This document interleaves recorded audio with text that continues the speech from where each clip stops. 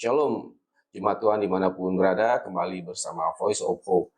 Kali ini temanya terambil dari Mazmur 51 ayat 14 sampai 15. Yang ayat berbunyi seperti ini, lepaskanlah aku dari hutang darah, ya Allah, Allah keselamatanku, maka lidahku akan bersorak-sorai, memberitakan keadilanmu.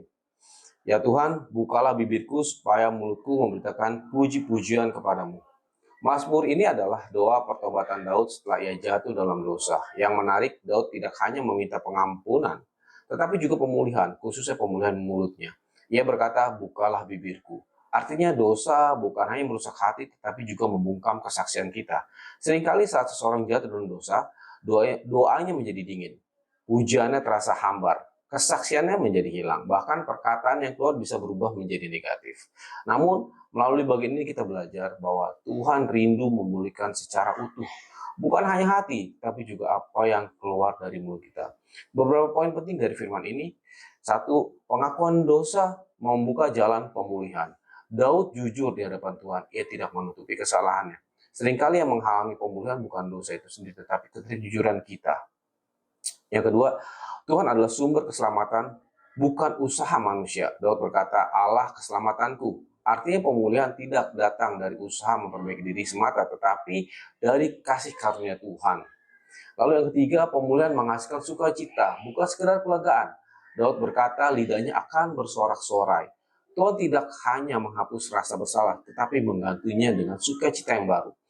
Yang keempat, mulut yang dipulihkan menjadi alat kesaksian. Setelah dipulihkan, Daud tidak diam. Ia justru ingin memberitakan keadilan Tuhan. Artinya, pengalaman dipulihkan seharusnya mendorong kita untuk bersaksi. Lalu yang kelima, kita membutuhkan Tuhan untuk membuka bibir kita. Daud berkata, Tuhan bukalah bibirku. Ini menunjukkan bahwa bahkan untuk memuji Tuhan pun kita membutuhkan pertolongannya. Yang keenam, dosa bisa membuat kita kehilangan suara rohani.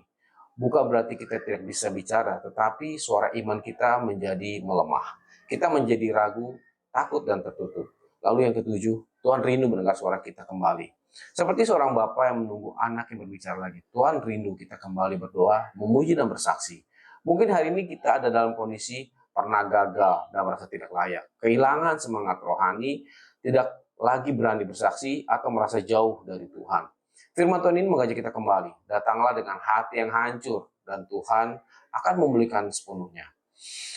Saya tutup dengan sebuah ilustrasi. Ada seorang pemain biola yang sangat mahir. Suatu hari biolanya jatuh dan retak. Ia sangat sedih.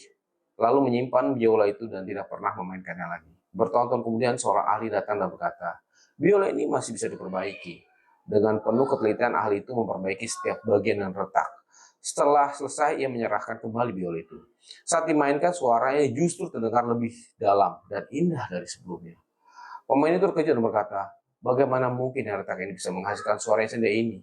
Ahli itu menjawab, karena sekarang setiap bagian sudah disentuh dan dipulihkan dengan benar. Demikian juga hidup kita.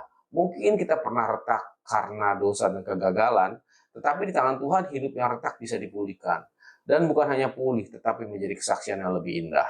Maka hari ini biarkanlah Tuhan memulihkan hati kita dan membuka kembali mulut kita untuk memuliakan Dia. Amin.